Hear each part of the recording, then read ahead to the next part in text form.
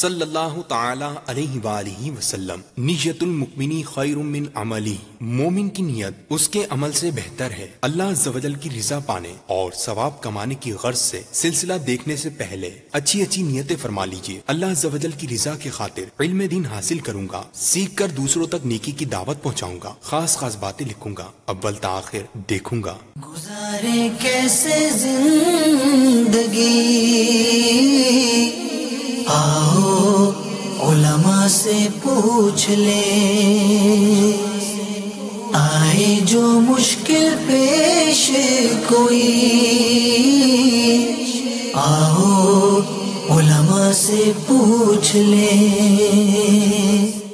الحمدللہ رب العالمین والصلاة والسلام علی سید المرسلین، اما بعد فاعوذ باللہ من الشیطان الرجیم، بسم اللہ الرحمن الرحیم۔ الصلاة والسلام علیک یا رسول اللہ وعلی آلک واصحابک یا حبیب اللہ۔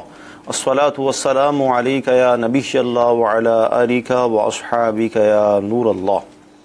میٹھے میٹھے اسلامی بھائیوں اور مدنی چینل کے ناظرین، سلسلہ دارالفتاح اہل سنت میں ایک بار پھر آپ کو مرحبا کہتے ہیں۔ ابتداً درود پاک کی فضیلت عرض کی جاتی ہے کہ فرمان مصطفیٰ صلی اللہ تعالی علیہ وسلم ہے، جب جمعرات کا دن آتا ہے اللہ تعالیٰ فرشتوں کو بھیجتا ہے جن کے پاس چاندی کے کاغذ اور سونے کے قلم ہوتے ہیں، اور وہ لکھتے ہیں کہ کون یوم جمعرات اور شب جمعہ مجھ پر کثرت سے درود پاک پڑھتا ہے۔ صلو علی الحبیب صلی اللہ تعالی علی محمد صلی اللہ علیہ وسلم۔ مدنی چینل کے ناظرین، الحمدللہ اس سلسلے کی برکت سے ہم بہت سارے مسائل سیکھتے ہیں، آج بھی انشاءاللہ عز و جل سیکھیں گے۔ مفتی حسان صاحب تشریف فرما ہیں، آئیے آپ کی کالز کو ہم شامل سلسلہ کرتے ہیں۔ سوال پوچھنا تھا کہ اگر امام جو ہے وہ سورتوں کی ترتیب قراءت میں الٹی کر دیتا ہے تو اس میں نماز کے لیے کیا حکم ہوگا؟ جی حضور کیا ارشاد فرمائیں گے سورتوں کی ترتیب کو الٹا کر دینا؟ الحمدللہ رب العالمین والصلاة والسلام علی سید الانبیاء والمرسلین، اما بعد فاعوذ باللہ من الشیطان الرجیم، بسم اللہ الرحمن الرحیم۔ اس میں امام ہو یا مقتدی، امام ہو یا تنہا پڑھنے والا، کوئی بھی ہو، دونوں میں سے ہر ایک کے لیے یہی حکم ہے کہ اگر وہ صورتوں کی ترتیب کو قصداً جان بوجھ کے بدلے گا، یعنی پہلی رکعت کے اندر اس نے جو صورت پڑھی، دوسری رکعت میں جو صورت پڑھتا ہے وہ اس سے پہلے والی پڑھتا ہے۔ مثلا پہلی رکعت کے اندر وہ سورہ اخلاص پڑھ رہا ہے تو دوسری رکعت کے اندر مثال کے طور پہ سورہ تبت یدا پڑھتا ہے یا اذا جاء نصر اللہ پڑھتا ہے، اس طرح ترتیب الٹ کے جان بوجھ کے پڑھتا ہے تو اس طرح پڑھنا یہ مکروہ تحریمی ہے، گناہ کا کام ہے۔ اس طرح کرنے کی وجہ سے اس نے گناہ کا کام کیا ہے۔ البتہ نماز چاہے اکیلا پڑھ رہا ہو، چاہے یہ امامت کروا رہا ہو، چاہے اس نے جان بوجھ کے ایسا کیا ہو، چاہے غلطی سے ایسا ہوا ہو، بہر صورت نماز ہو جائے گی، سجدہ صاحب اس سے لازم نہیں ہوگا، اور نماز بلا کراہت یوں ہو جائے گی کہ یہ جو صورتوں کی ترتیب ہے یہ قراءت کے واجب میں سے ہے، تلاوت کے واجب میں سے ہے، لہذا نماز تو اس کی ہو گئی، لیکن اس طرح جو اس نے کیا ہے یہ گناہ کا کام، یعنی جان بوجھ کے ایسا کیا تو اس نے گناہ کا کام کیا، اس سے وہ توبہ کرے، لیکن نماز بہرحال ہو گئی۔ امام نے بھی اگر جان بوجھ کے ایسا کیا تو وہ توبہ کرے اور آئندہ ایسا کرنے سے وہ گریز کرے، ایسا کرنا یہ گناہ ہے۔ سیدنا عبداللہ بن مسعود رضی اللہ تعالی عنہ یہ ارشاد فرماتے ہیں کہ جو اس طرح جان بوجھ کے صورتوں کی ترتیب الٹتا ہے تو اسے ڈرنا چاہیے کہ کہیں ایسا نہ ہو کہ اللہ تبارک و تعالی اس کے دل کو الٹ دے۔ تو یہ جان بوجھ کے صورتوں کی ترتیب کو الٹ کے پڑھنا، چاہے نماز کے اندر ہو چاہے نماز سے ہٹ کر ہو، اس کی اجازت نہیں ہے، سوائے ان بچوں کے کہ جن کو قرآن پاک یاد کروایا جاتا ہے اور سورہ 30ویں پارے کی جو صورتیں ہوتی ہیں یا دیگر پارے ہوتے ہیں وہ ان کو الٹے یاد کروائے جاتے ہیں آسانی کے لیے، تو اس کی علماء نے اجازت مرحمت فرمائی، کیونکہ وہاں قرآن آسانی کے لیے ان کو یاد کروایا جاتا ہے، باقی اس کے علاوہ اکثر یعنی الٹا قرآن پاک پڑھنے کی شرعاً اجازت یہ نہیں ہے۔ مدنی چینل کے ناظرین، ہمیں یہ بتایا گیا کہ صورتوں کی ترتیب کو الٹ کر دیا جائے تو اس کا شرعی حکم کیا ہوتا ہے؟ جی اگلی کال لیں گے۔ میرا سوال یہ ہے کہ آیات منسوخ کیا وہ قرآن شریف میں موجود ہیں یا کانسٹیٹیوشن سے نکال دی گئی ہے، کیونکہ آیات منسوخ کون سی آیات ہیں اس کی کوئی تفصیلات ہمیں نہیں پتا، براہ کرم اس کی تفصیل بیان کیجیے۔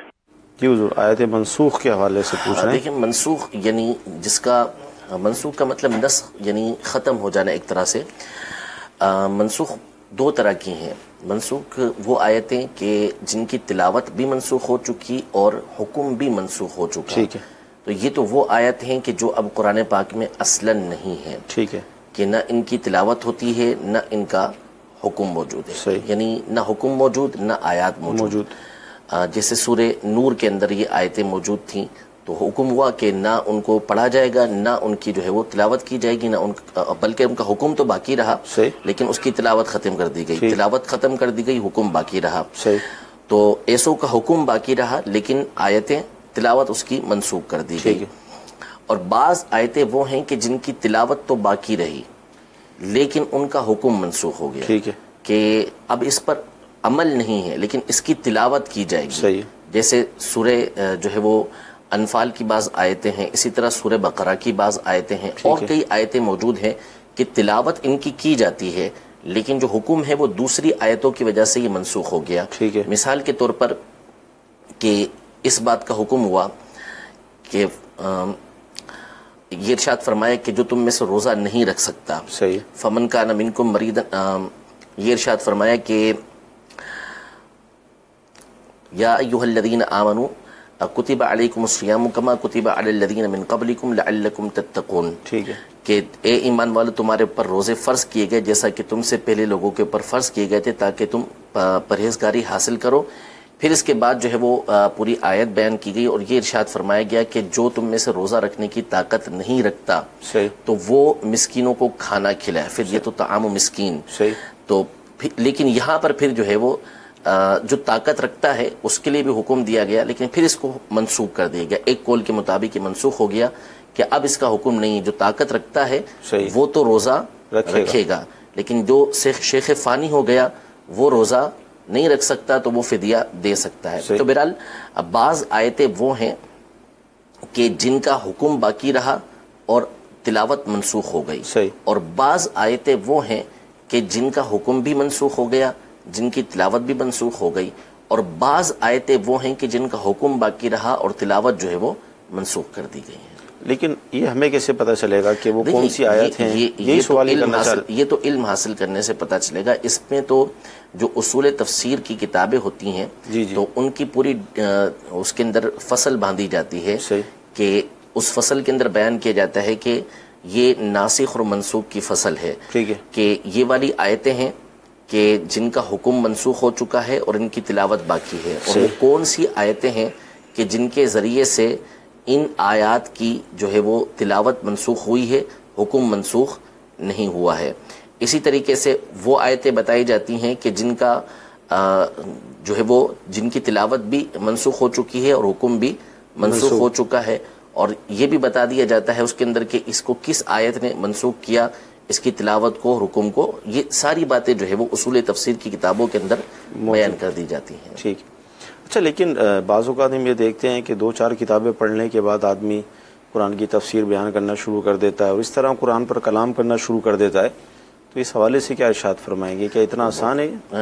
بالکل آسان نہیں ہے۔ قرآن کے بارے میں تو بڑی تفصیل کے ساتھ جو ہے وہ اصول تفسیر کی کتابوں کے اندر کلام کیا گیا ہے، حدیثوں کے اندر بیان کیا گیا ہے کہ جس نے قرآن کے اندر اپنی رائے کے ساتھ کوئی بات کی، اگر اس نے درست بھی کہی تو وہ اپنا ٹھکانہ جہنم کے اندر بنا لے۔ اپنی رائے کے ساتھ تو کوئی بات کر ہی نہیں سکتے۔ تو قرآن کے اندر جو ہے وہ گفتگو کرنے کے لیے کئی علوم کی ضرورت ہوتی ہے، احادیث طیبہ کی ضرورت ہوتی ہے۔ قرآن پاک کو نبی کریم صلی اللہ علیہ وسلم پر نازل کیا اور فرمایا کہ لِتُبَيِّنَ لِلنَّاسِ، کہ آپ پر نازل کیا کہ آپ اس کو لوگوں کے سامنے بیان کر دیں۔ تو اگر فقط نازل کرنا کافی ہوتا تو یہ کیوں ارشاد فرمایا جاتا ہے کہ آپ اس کو لوگوں کے سامنے بیان کریں؟ اس کا مطلب ہے کہ نبی کریم صلی اللہ تعالیٰ علیہ وآلہ وسلم کی احادیث طیبہ کی ضرورت ہے۔ پھر اس کے بعد جو ہے نبی کریم صلی اللہ تعالیٰ علیہ وآلہ وسلم نے جو بیان فرمایا صحابہ کرام علیہم رضوان کے سامنے بیان فرمایا، تو صحابہ کرام علیہم رضوان نے کس طریقے سے آگے پہنچایا، ان کے اقوال ہمیں جاننا یہ ضروری ہوتا ہے۔ پھر لغت کا علم ہونا ضروری ہے، دیگر علوم کے ذریعے پھر قرآن مجید فرقان حمید کو جانا جاتا ہے۔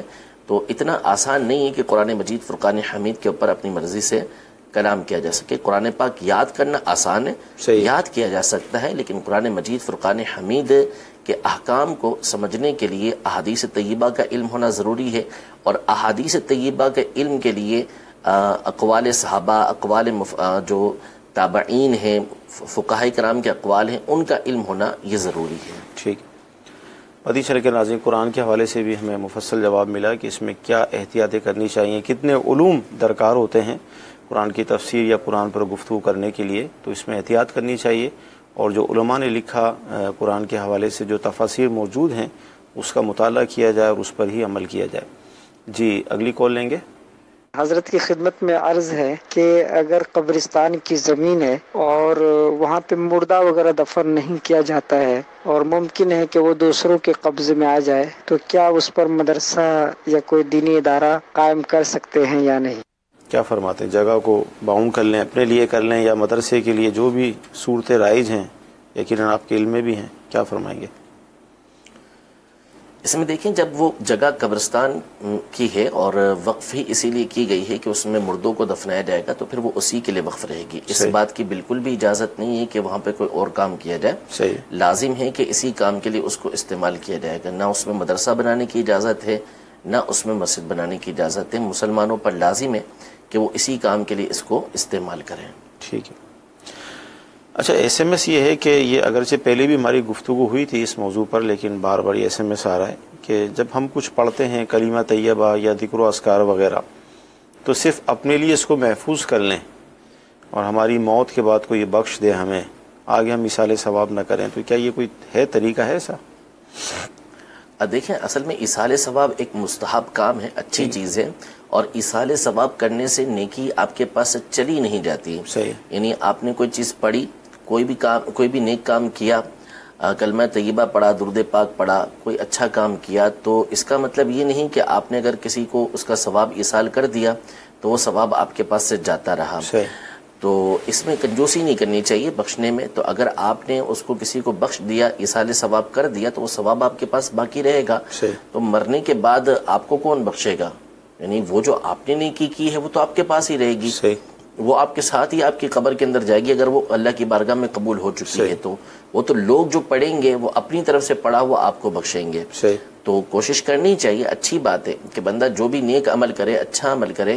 ہماری کتب فقہ کے اندر, اسی طرح کتب عقائد کے اندر اس بات کی بالکل صراحت کی گئی ہے کہ اہل سنت کا یہ اجماعی عقیدہ ہے کہ جو بھی نیک عمل ہے, چاہے وہ فرض کا ہو, چاہے واجب کا ہو, چاہے نفل کا ہو, کسی بھی طرح کا نیک عمل ہو, وہ چاہے زندہ ہو چاہے مردہ ہو, ہر ایک کو اس کا ثواب ایصال کیا جا سکتا ہے. تو بندہ جو بھی نیک عمل کرے اسے چاہیے کہ وہ اپنے تمام مسلمان بہن بھائیوں کو اس کا ثواب ایصال کر دیا کرے. انشاءاللہ تبارک و تعالی اس سے دوسروں کو بھی فائدہ پہنچے گا اور اس کا ثواب کہیں نہیں جائے گا. سبحان اللہ.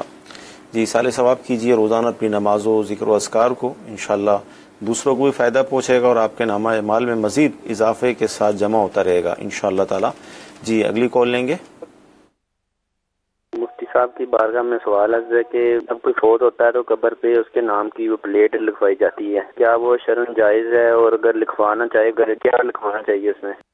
یہ تختی جو لگاتے ہیں قبر پر نام وغیرہ نشانی کے لیے, تو اس کے بارے میں کیا فرمائیں گے؟ اب تختی لگوانا تو جائز ہے, اس میں کوئی حرج نہیں ہے, ٹھیک ہے. لیکن مسئلہ اصل میں ہمارے یہاں یہ ہے کہ بہت ساری چیزیں ہوتی ہیں, یعنی کئی مقامات ایسے ہیں کہ جہاں احتیاط برتنی چاہیے. صرف قبرستان کا معاملہ نہیں ہے, لیکن قبرستان کا معاملہ تھوڑا سا اور جو ہمارے عرف و رواج کے اعتبار سے ہے, جو حال ہم دیکھتے ہیں اس میں کچھ اور زیادہ احتیاط کا تقاضا کرتا ہے. کہ ہمارے یہاں جو قبرستان کا حال ہے وہ ہم پر مخفی نہیں ہے. صحیح. کہ جس طرح وہاں پر بچے کرکٹ کھیل رہے ہوتے ہیں وہاں قبرستان کے قریب رہنے والے, اور جس طرح کتے وہاں پر پھر رہے ہوتے ہیں اور وہاں کوئی حفاظت کا انتظام ہوتا نہیں ہے, تو اس میں احتیاط اسی کے اندر ہے کہ آپ کوئی مقدس نام وغیرہ اس کے اوپر نہ لکھیں. صحیح. کوئی نشانی وغیرہ وہاں پر رکھنا چاہتے ہیں تو نشانی وغیرہ رکھیں, اور سب سے بہتر طریقہ کار تو یہی ہے ہمارے زمانے کے اندر کہ آپ مسلسل جاتے رہیں. صحیح. باقی یہ نام وام لکھوانے کی وجہ سے حفاظت ہوتی نہیں ہے. عام طور پر غورکن وغیرہ جو ہوتے ہیں ہمارے زمانے کے اندر, وہ اسی چیز کو دیکھتے ہیں کہ آتا ہے یا نہیں آتا بندہ. اگر نہیں آتا تو پھر وہ اس کے اندر ترکیب بنا دیتے ہیں کسی اور کی, دیکھتے ہیں کہ اس کی حفاظت کرنے والا کوئی نہیں ہے تو پھر وہ کسی اور کو دفنا دیتے ہیں اس کے اندر. تو اس میں طریقہ کار یہی ہے کہ آپ جاتے رہیں تو اس سے آپ کے عزیز کی قبر کی حفاظت رہتی ہے. صحیح. باقی لکھوانا جائز ہے لیکن احتیاط اسی کے اندر ہے کہ آپ مقدس نام نہ لکھوائیں تو ہی اچھا ہے. ٹھیک جی اگلی کال لیں گے.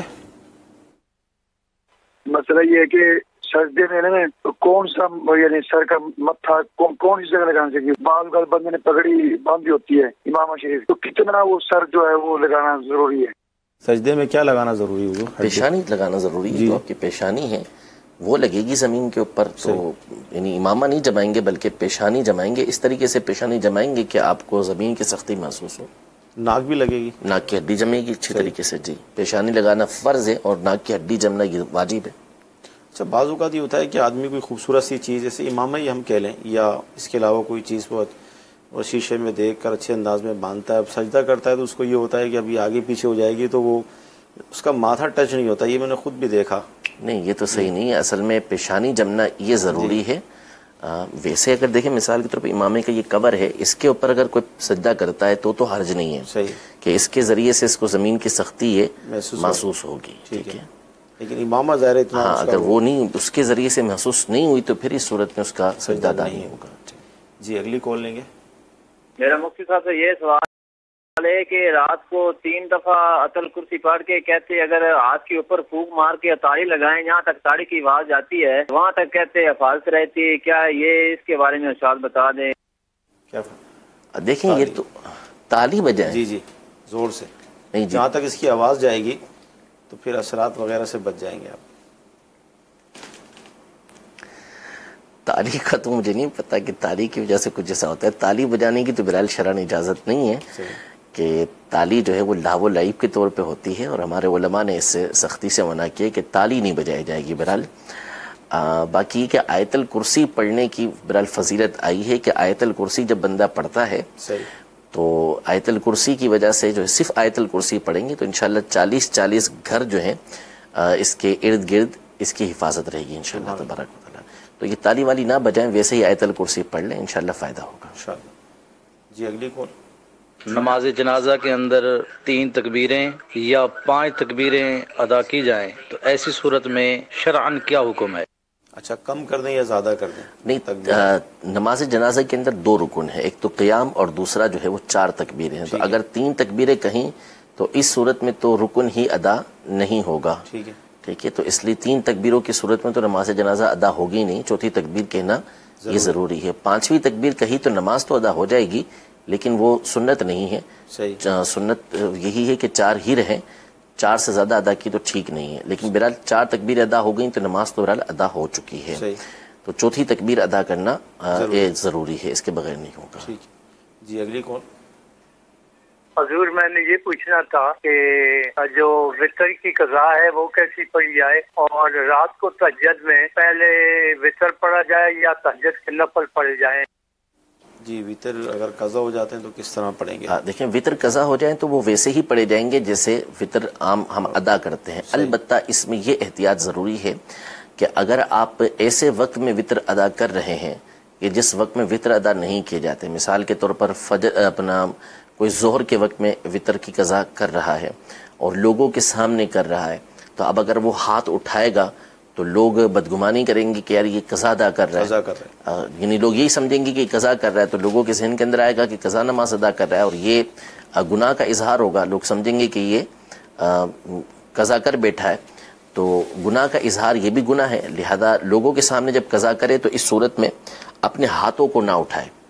ہاتھ نہ اٹھائے، ویسے ہی جو ہے وہ اللہ اکبر کہے اور دعائے قنوت یہ پڑھ کے رکوع کے اندر چلا جائے. اتنا جو ہے وہ اس کے اندر اجازت دی گئی ہے.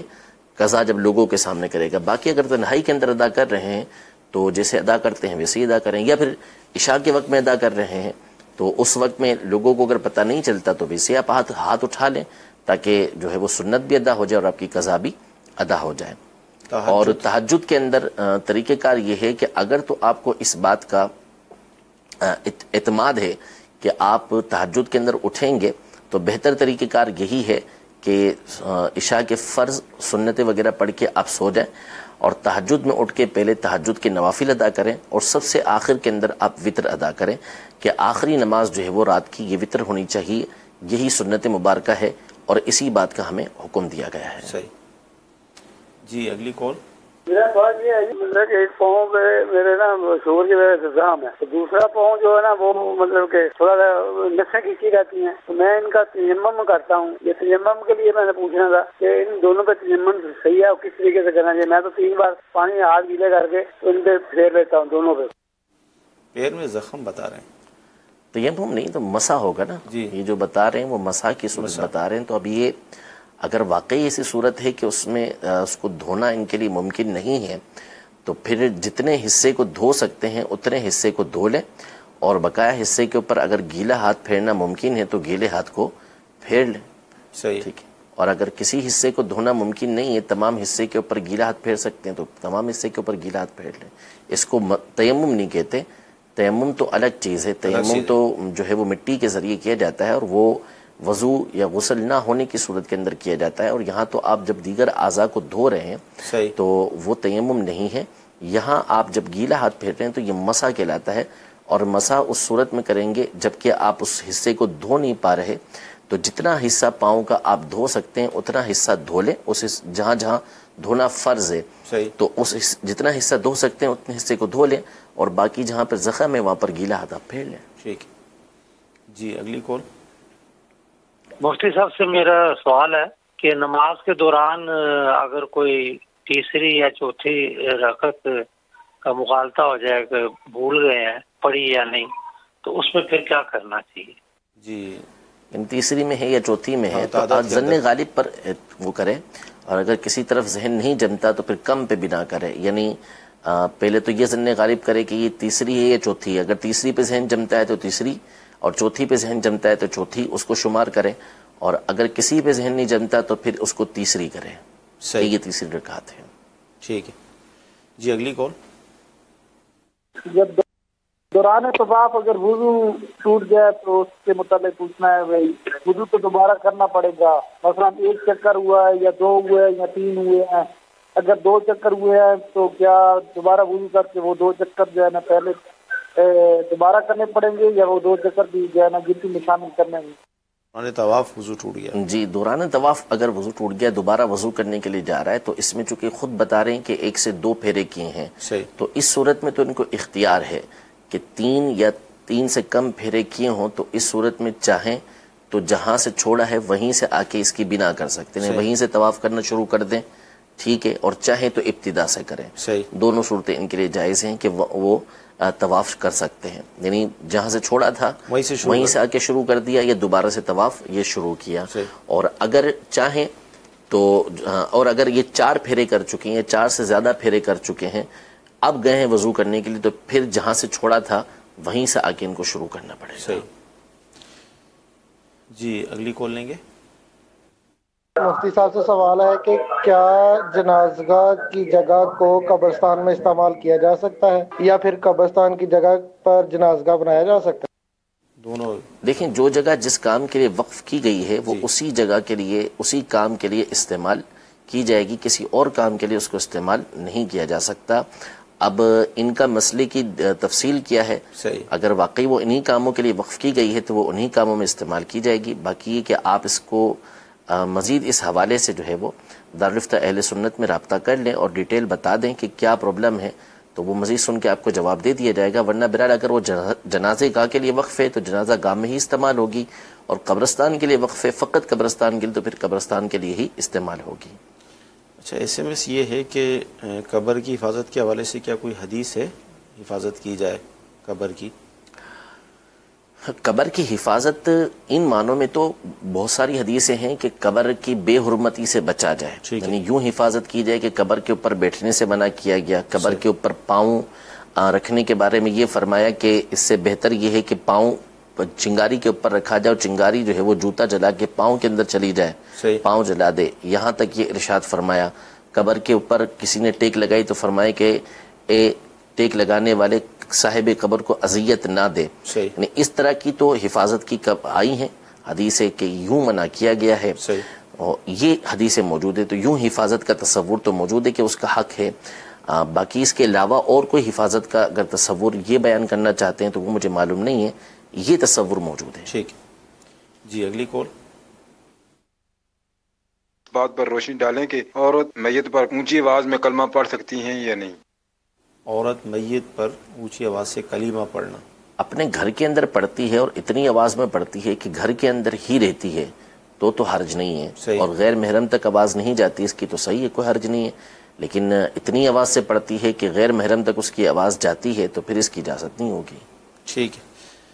اچھا جمعرات کے دن فاتحہ وغیرہ کا جو ایک سلسلہ ہوتا ہے گھروں کے اندر، تو کنسیپٹ یہ ہے کہ روحیں جو ہیں وہ آتی ہیں جمعرات کے دن. جی بعض روایتیں اس طرح کی موجود ہیں کہ مخصوص ایام کے اندر روحیں جو ہیں وہ گھروں کے اندر آتی ہیں، تو ایسا ہوتا ہے. ایصال ثواب کرنا کر سکتے. ٹھیک ہے. اچھا ایصال ثواب جو ہم کرتے ہیں جیسے کھانا سامنے وغیرہ رکھتے ہیں یا فروٹ وغیرہ، تو ایس ایم ایس یہ ہے کہ جو انڈا ہوتا ہے ایگ اس کو نہیں رکھنا چاہیے کسی کوئی صورت ہے؟ مختلف اصل میں تصورات ہیں ہمارے یہاں. دیکھیں میں پہلے بھی بیان کر چکا ہوں اور اب پھر دوبارہ بیان کر دیتا ہوں کہ بنیادی اعتبار سے جو اہل سنت کا عقیدہ ہے ایصال ثواب کا، وہ یہ ہے کہ ہم ایصال ثواب کو ایک مستحب عمل مانتے ہیں. صحیح ہے. یعنی یہ ایک مستحب کام ہے، ایک اچھا کام ہے کہ بندہ نیکی کرے، نیکی کرنے کے بعد وہ کسی بھی زندہ یا انتقال کیے ہوئے کو اس کا ثواب پہنچا دے. ٹھیک ہے. پہلے سے نیت کر لے کہ میں یہ عمل کر کے اس کو ثواب پہنچاؤں گا،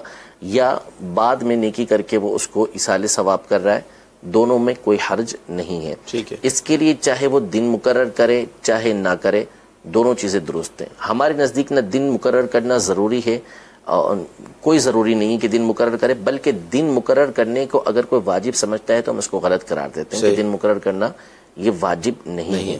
اور دن مقرر کرتا ہے تو اس میں کوئی حرج بھی نہیں ہے کہ احادیث طیبہ سے مختلف نیک کاموں کے لیے دن کو مقرر کرنا یہ ثابت ہے کہ نبی کریم صلی اللہ علیہ وسلم مسجد قباء ہر ہفتے کو جایا کرتے تھے. صحابہ کرام علیہم رضوان کا مختلف نیک کاموں کے لیے دن مقرر کرنا یہ ثابت ہے. حضرت عبداللہ بن مسعود رضی اللہ تعالیٰ عنہ ہر جمعرات کو تابعین کو جو ہے وہ واعظ و نصیحت کیا کرتے تھے. بخاری شریف کی حدیث طیبہ کے اندر موجود ہے. تو اگر دن مقرر کرتا بھی ہے تو بھی کوئی حرج نہیں ہے، لیکن اس کو واجب سمجھنا یہ ٹھیک نہیں ہے. ایصال ثواب کے لیے بھی دن اگر کوئی مقرر کرتا ہے تو اس میں کوئی حرج نہیں ہے، جبکہ وہ اس کو واجب نہ سمجھے. واجب ہمارے یہاں سمجھا بھی نہیں جاتا.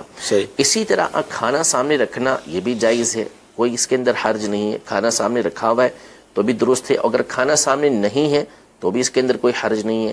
کھانے میں ہر حلال چیز جو سامنے رکھی ہوئی ہے وہ رکھنا جائز ہے. کوئی بھی حلال چیز ہو، پاکیزہ چیز ہو، وہ رکھنا جائز ہے، چاہے وہ انڈے کی صورت میں ہو چاہے وہ مچھلی کی صورت میں ہو، کوئی صورت ہو اس کو رکھنا یہ درست ہے. اب ہوگا یہ کہ چونکہ ہمارے یہاں ہوتا یہ ہے کہ چونکہ فاتحہ پڑھ کے بندہ اللہ تبارک و تعالیٰ کے کلام کی تلاوت کرتا ہے فاتحہ کے اندر اور متبرک نام لیتا ہے، تو اس صورت میں پھر اس کو پھونک مارتا ہے. تو اب وہ جو کلام اللہ کو پڑھی ہوئی پھونک نکلتی ہے تو چونکہ وہ تبرک والی پھونک ہوتی ہے جو اس کھانے کے اوپر لگتی ہے، تو امام اہل سنت رحمۃ اللہ تعالی نے بڑی خوبصورت بات کی ارشاد فرمائی کہ پھر وہ ایسی چیز ہو کہ جس کا ہر جز کھا لیا جائے. سبحان اللہ. تاکہ کوئی چیز جز اس کا ضائع نہ ہو. تو کوشش یہ کرنی چاہیے کہ ایسی چیز ہو کہ جس کا ہر جز یہ کھا لیا جائے. لیکن بہرحال کوئی بھی چیز ہو جو حلال طیب پاک ہو اور حلال روزی کے ساتھ ہو وہ سامنے رکھی ہو تو اس کے اندر کوئی حرج یہ نہیں ہے. ٹھیک ہے جی اگلی کال لیں گے. میں محمد شعبہ درگاہ خان سے بول رہا ہوں. جب ہم نماز پڑھنے جاتے ہیں مغرب کی تو مچھر ہوتے ہیں، کیا کوئی ہم دوائی لگا سکتے ہیں؟ جی مچھر وغیرہ کی کثرت کی وجہ سے جی بالکل دوائی لگا سکتے ہیں، لیکن ایسی دوائی لگائیں کہ جس کے اندر ایسی بو نہ ہو کہ جو آپ کے لیے یا کسی دوسرے نمازی کے لیے اذیت کا سبب بنے. یعنی اگر آپ نے ایسی دوائی لگائی کہ جو بو والی ہے یا ایسی اس کے اندر خوشبو ہے کہ جو دوسروں کے لیے اذیت کا سبب بنتی ہے تو پھر وہ نہ لگائیں. کہ جس چیز سے انسان کو تکلیف پہنچتی ہے اس سے فرشتوں کو بھی تکلیف پہنچتی ہے. تو اب اگر آپ مسجد کے اندر ایسی دوائی لگا کر جائیں گے کہ جو دوسروں کے لیے تکلیف کا سبب بنتی ہے تو پھر اس کی اجازت نہیں ہوگی. صحیح. اچھا ایس ایم ایس یہ ہے کہ میں روزہ رکھنا چاہتی ہوں لیکن گھر والے یہ کہتے ہیں کہ جو ماں ہے جو بچے کو دودھ پلاتی ہے تو وہ روزہ نہ رکھے، جیسے رجب کے مہینے شعبان کے مہینے، تو کیا فرماتے ہیں؟ اب دیکھ لیں یہ اصل میں نفلی روزے ہیں. جی جی. تو اس میں اگر واقعی ان کے روزے رکھنے کی وجہ سے ان کے بچے کے اوپر جو ہے وہ فرق پڑ رہا ہے کہ دودھ کی کمی کی وجہ سے بچہ بھوکا رہ جاتا ہے، اگر واقعی ایسا ہے صرف گھر والے جو ہے وہ شفقت اور مہربانی کی وجہ سے اس طرح کہہ رہے ہیں کچھ بھی نہیں تو کوشش کریں کہ روزہ رکھ لیں. صحیح. لیکن اگر واقعی بچے کے اوپر ایسا فرق پڑ رہا ہے تو پھر اس میں احتیاط کریں کہ بچے کی جو پرورش ہے وہ ضروری ہے اور اس کو دودھ پلانا ضروری ہے کہ اس کو دودھ پلائیں. اور اگر فرق نہیں پڑ رہا کہ سحری کے اندر اچھی بڑی غذا یہ لے لیتی ہیں کہ جس سے جو ہے وہ بچے کو سارا دن دودھ پلانے میں آسانی رہتی ہے تو ٹھیک ہے کہ جو ہے وہ روزہ رکھیں اور بچے کو دودھ بھی پلائیں. صحیح. جی اگلی کال. گجرانوالہ سے بول رہا ہوں حاجی اشرف. درود پاک چھوٹے سے چھوٹا کون سا پڑھنا چاہیے؟ چھوٹے سے چھوٹا الفاظ میں درود پاک وہ تو کوئی بھی پڑھ سکتے ہیں کہ صلی اللہ علی محمد یہ بھی درود پاک ہے, صلی اللہ علیہ وسلم یہ بھی درود پاک ہے, الصلاۃ والسلام علیک یا رسول اللہ یہ بھی درود پاک ہے. البتہ درود پاک ہو یا کوئی دوسرا ذکر ہو, اس حوالے سے علماء نے ایک خوبصورت بات کی ارشاد فرمائی ہے جس کو اپنے پیش نظر رکھنا چاہیے کہ اصل مقصد اس میں نبی کریم صلی اللہ علیہ وسلم کی بارگاہ میں چونکہ ایک ہدیہ درود آپ پیش کر رہے ہیں تو آپ کی توجہ اس کی طرف ہونی چاہیے. اب ہوتا یہ ہے کہ جب ہم مسلسل ایک درود پاک پڑھتے ہوئے جا رہے ہوتے ہیں کہ درود پاک پڑھنے صلی اللہ تعالی علی محمد صلی اللہ تعالی علیہ وسلم, تو بسا اوقات چونکہ یہ زبان پہ جاری ہو چکا ہوتا ہے تو ہماری توجہ ہٹ جاتی ہے, صرف وہ زبان پہ جاری ہوتا ہے, دلی توجہ نہیں رہتی. تو اس لیے بعض علماء نے یہ خوبصورت بات ارشاد فرمائی کہ صیغے تبدیل کر لے. جب صیغے تبدیل کرے گا تھوڑی دیر کے بعد تو پھر توجہ درود پاک کی طرف آ جائے گی کہ صلی اللہ تعالی علی محمد صلی اللہ علیہ وسلم, کچھ دیر کے بعد الصلاۃ والسلام علیک یا رسول اللہ وعلی آلک واصحابک یا حبیب اللہ, یا الصلاۃ والسلام علیک یا رسول اللہ, اس کے اندر جو آخری یا رسول اللہ یا حبیب اللہ یا نبی اللہ یا رحمت للعالمین یا شفیع المذنبین, یہ القابات نبی کریم صلی اللہ تعالی علیہ وآلہ وسلم کی تبدیل کرتا رہے گا تو اس سے بھی اس کی توجہ درود پاک کی طرف یہ رہے گی. تو یوں تبدیل کر کے پڑھتا رہے تاکہ اس کی توجہ یہ درود پاک کی طرف رہے. ٹھیک ہے. اچھا SMS یہ ہے کہ جو عورتیں ہیں, خواتین ہیں, حجر اسود کا بوسہ یہ کس طرح دیں؟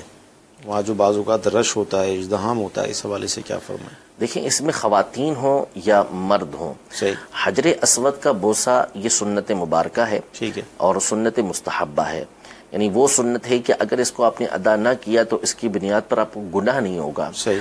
اگر تو آپ ہیں احرام کے اندر تو یہاں پہ دو بنیادی باتیں دیکھنا ہوں گی. نمبر ایک تو یہ کہ حجر اسود پہ چونکہ بہت زیادہ خوشبو لگائی جاتی ہے تو اس لیے احرام کی حالت میں اگر آپ اس کو چومیں گے اور آپ کو خوشبو لگ گئی اور خوشبو ایسی لگی کہ دیکھنے والے کہتے ہیں کہ یہ زیادہ ہے تو اس صورت میں تو دم لازم آ جائے گا, اور دیکھنے والے کہتے ہیں کہ کم ہے تو پھر اس صورت میں جو صدقہ لازم آ جائے گا. تو اس اعتبار سے بھی احتیاط کرنا پڑے گی. دوسری اس میں احتیاط یہ کرنا پڑے گی کہ وہاں پہ ہوتا ہے ازدحام, رش ہوتا ہے, لہذا اس صورت میں جب آپ وہاں پہ جائیں گے قریب میں تو پھر آپ کو اس انداز میں بوسہ دینا ہوگا کہ کسی کو نہ آپ ماریں گے نہ کسی کو دھکا دیں گے, اس کی بھی شرعی اجازت نہیں ہوگی. اور اگر آپ احرام میں نہیں ہیں تو اب اگرچہ خوشبو والا معاملہ تو آپ کے ساتھ نہ رہا, لیکن ظاہر ہے کہ یہاں پر مارنے کی, دھکا دینے کی, عورتوں سے ٹکرانے کی یا عورت کو مرد سے ٹکرانے کی اجازت نہیں رہے گی. حجر اسود کو چومنا, حجر اسود کو بوسہ دینا یقیناً بہت بڑی سعادت کی بات ہے, اس سے کوئی انکار نہیں کرے گا. امام اہل سنت رحمۃ اللہ تعالی علیہ نے اور صدر الشریعہ رحمۃ اللہ تعالی علیہ نے بڑی خوبصورت بات ارشاد فرمائی. حجر اسود کو جب بوسہ دینے کی آپ نے بات کی حج کے بیان کے اندر کہ حجر اسود کو بوسہ دے, تو تصور کرے کہ یہ وہ جگہ ہے کہ جس کو نبی کریم صلی اللہ علیہ وسلم نے یقیناً بوسہ دیا ہے. ٹھیک ہے. تو پھر اس کے بعد جب یہ فرمائے کہ ایک تو ہے استلام بوسہ دینے کے ساتھ, ٹھیک ہے نا, تقبیل جو ہوتی ہے, پھر دوسری صورت یہ بنتی ہے کہ اس کو اگر بوسہ نہیں دے سکتا تو اس کو چھو نہیں سکتا تو پھر اس کو اشارہ کر لے, لاٹھی سے اشارہ کر لے یا ویسے ہی اشارہ کر لے. تو فرمائے کہ یہی کیا کم ہے کہ تمہاری نظریں اس مقام پر پڑ رہی ہیں کہ جس کو نبی کریم صلی اللہ تعالی علیہ وسلم نے چوما ہے. تو ہم یہی تصور کر لیں کہ کیا یہی کم ہے کہ ہم اس مقام پر آ گئے ہیں کہ جس مقام پر نبی کریم صلی اللہ علیہ وسلم تشریف فرما رہے ہیں, جس مقام کو حضور علیہ الصلوۃ والسلام نے یقیناً شرف بخشا ہے, جہاں پہ حضور علیہ الصلوۃ والسلام طواف کرتے ہیں, اس مقام پر ہم آ گئے. یہاں پر آنا کیا ہمارے لیے کافی نہیں ہے, بہت بڑی بات ہے. تو اگر آپ کو آسانی کے ساتھ حجر اسود کا بوسہ نہیں ملتا تو آپ کسی کو نہ دھکا دیں. امام اہل سنت نے بڑی خوبصورت بات ارشاد فرمائی کہ نہ خود دبو نہ دوسروں کو دباؤ. ٹھیک ہے, نہ دبو نہ دوسروں کو دباؤ. آسانی کے ساتھ اگر بوسہ ملتا ہے, جیسے بسا اوقات ایسا ہوتا ہے کہ ازدحام نہیں ہوتا تو پھر لائن کے ساتھ وہ بوسہ دینے کے لیے لائن لگی ہوئی ہوتی ہے، تو اگر آپ اس انداز میں بوسہ دے سکتے ہیں تو پھر اس انداز میں بوسہ دیں، ورنہ آپ دھکم پیل کے ساتھ بوسہ دینے سے گریز کریں۔ اس لائن میں عورتیں بھی آ جاتی ہیں، عورتوں کے لیے الگ لائن لگتی ہے مخصوص وقت کے اندر، تو اس کے ذریعے سے بوسہ دیں۔ اچھا، اس میں سے آخری ہم شامل کریں گے کہ ستیلی ماں کا اپنے جو ستیلے بیٹے ہوتے ہیں ان کے ساتھ کوئی پردہ ہوتا ہے؟ واقعی اگر اس بیٹے ہیں تو اس کے ساتھ تو پردہ نہیں ہو سکتا۔ اچھا جی، مدنی چینل کے ناظرین، اگر فتنہ ہے، جی فتنے کی وجہ سے، جیسے سوتیلی ماں بالکل جوان ہے اور کوئی فتنہ کھڑا ہو سکتا ہے، تو پھر اس سے وہ پردہ کرے گی، یعنی اس سے تنہائی سے گریز کرے گی۔